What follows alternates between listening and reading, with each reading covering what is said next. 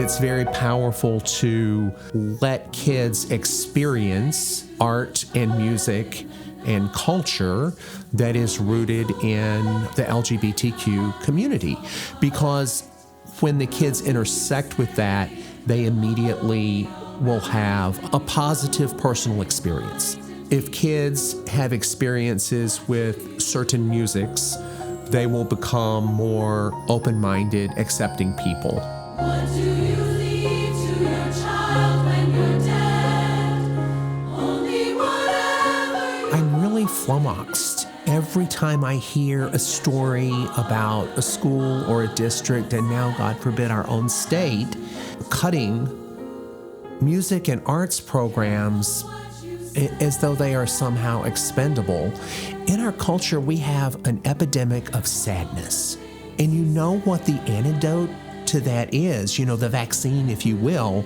It's the ability to be creative, to have a place where you can go and reach within yourself to do something that is based in sheer joy.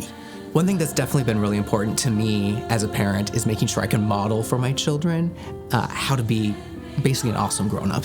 Enrich kids' lives, not just, with arts and different types of experiences, but also you just want to make sure that kids have people to look up to. And I hope that obviously one of those people is me, but that he's also looking at some of these other amazing people when he comes to our shows here at SMC and, gets excited about doing something like that. As a parent of a lettered child, seeing the choir and seeing the things that are going on there, the different activities that we've done has really been inspirational for him. He has taken what I've done, what he sees around him, and he does volunteer himself.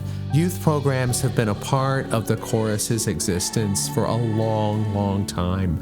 I have adults walk up to me in the hardware store and tell me that their parents brought them to the chorus's family concerts when they were 6, 7, 8, 9 years old, and their faces light up. They're really excited to tell me about what a positive impact those concerts had on their lives. Singing together is like sharing a meal together. It's kind of impossible to hate someone when you're singing together.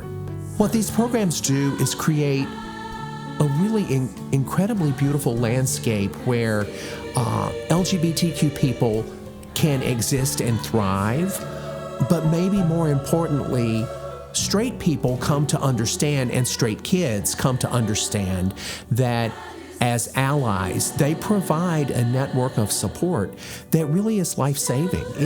It can't be overstated.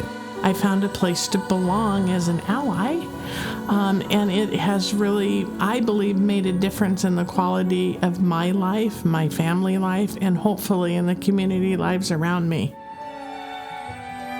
This past year, we had a children's show at the holidays. And what we did was reserve Benaroya Hall for families with children, with very young children, created a show that was 1 hour long, excerpted from our full holiday show, and packed the place. There was even a child conductor. One of our wonderful patrons and benefactors, Debbie Killinger, at the annual auction had bid on the opportunity to have a child conduct the chorus, and she immediately had one of our children in mind. He really went through a transformation. We arrived, he was really intimidated, really shy, withdrawn. Came onto the stage kind of dressed like me in a red sparkly jacket. I gave him a little conducting lesson in front of the audience, and then he directed the Seattle Men's Chorus in a song. It was so much fun. When he got up on the podium, Paul stepped away. So my little 4-year-old boy was just there by himself in front of all these 200 guys, right? And when he started conducting, I could see that he was like into it because he was dancing. He was like wiggling his butt, and I'm like, wow, that's so cool. He's not scared at all. It was really fun. It was a great moment we'll never forget. Having the chorus do the outreach to children at that age and be able to introduce that sense of normalcy, I think is really, really profound. We're coming up quickly on a major production featuring Nina West. She's known as the Queen of Kindness. So it made perfect sense that we would use some of our resources and create another experience for kids. So we're going to have a 1-hour concert. Drag queens are about pageantry and fun and like innocent expression of, just pure joy and being completely different than who you are when you get, all dolled up and looking pretty. And I think kids actually love that.